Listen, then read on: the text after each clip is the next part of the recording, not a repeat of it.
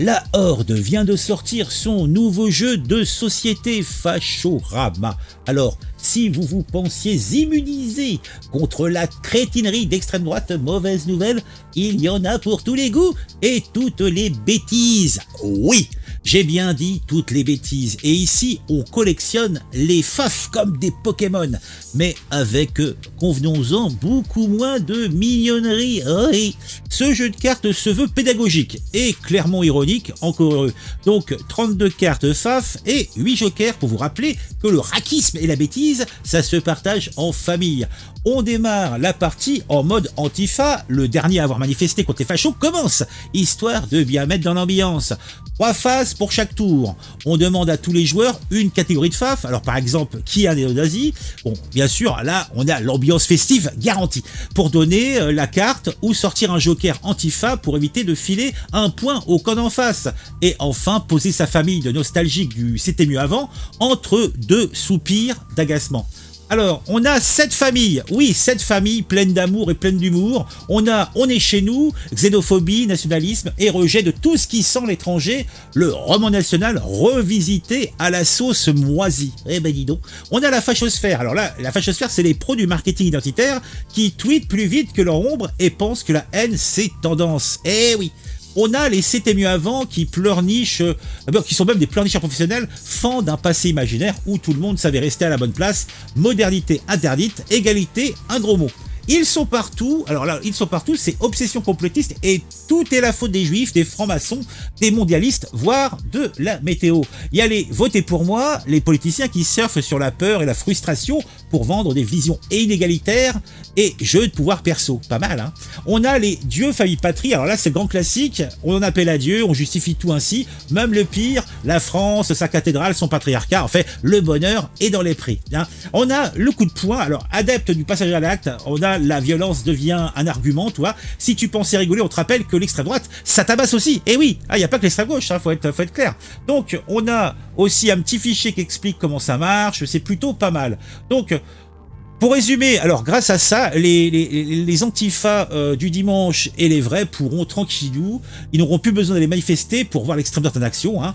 Maintenant, ils peuvent faire ça à la maison, même en plein hiver et rester au chaud. Et je me suis dit, bon bah, puisque on a la Horde donc qui a un groupuscule donc de formation antifasciste, pourquoi ne pas aussi chercher la même chose, le jeu des 7 familles, des mouvances d'extrême gauche?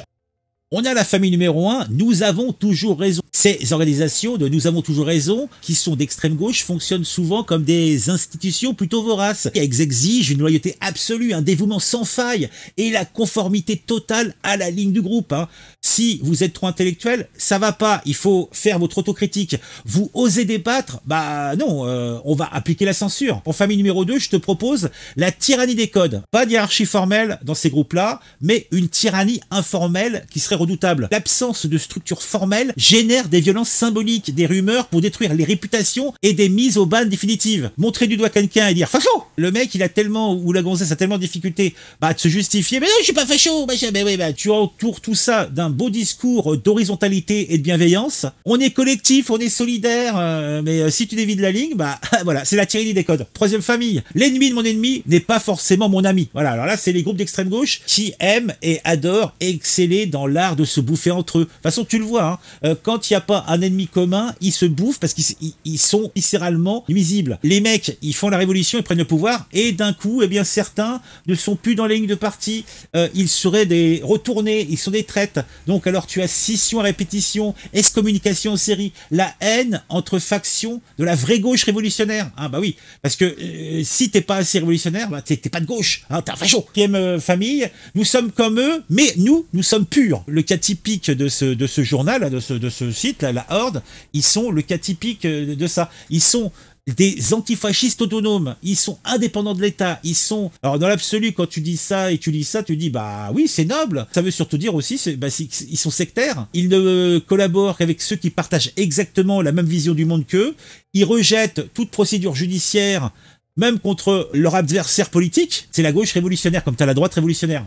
La famille numéro 5, c'est éducation populaire version autoritaire. D'un côté, on a Fashorama, donc tu sais ce truc-là, qui est censé et qui se représente comme un outil pédagogique. L'éducation populaire face à la horde, c'est formation interne, contrôle du discours, diffusion de la bonne parole antifasciste. Aucune nuance là-dedans. Le débat contradictoire, ça n'existe pas. Tu prends ce qu'on te dit, et puis c'est une 6e famille, peut-être. Le mythe du collectif parfait. Principe commun entre la vieille gauche et la nouvelle gauche, c'est que toutes vont broyer les individus, vont imposer leur rythme destructeur, ils vont fragiliser les liens avec l'extérieur, bah oui, parce que on est entre camarades, on n'a pas besoin, c'est un peu sectaire. La famille c'est bien beau, mais la cause c'est bien mieux. On le voit bien sur les réseaux sociaux, la dépendance psychologique de tous ces gens-là. Bon bah je crois qu'on a fait le tour, hein. Qu'est-ce que vous en pensez de ma version à moi, hein? C'est un petit peu tristounet, je sais bien, mais c'est comme ça. Allez, je fonce. N'oubliez pas de mettre le j'aime de l'amour, le j'aime du plaisir. On se retrouve très vite. Mettez le commentaire hein, qui le fait bien, hein, c'est important. Et sinon, vous pouvez vous abonner à la chaîne, et si vous le faites, n'oubliez pas d'activer la petite cloche, car la petite cloche, c'est ça qui vous permettra d'être mis au courant quand je sors une nouvelle vidéo. Et oui. Bah, l'autre solution, c'est de vous abonner à mes réseaux. Vous pouvez aller sur le Discord.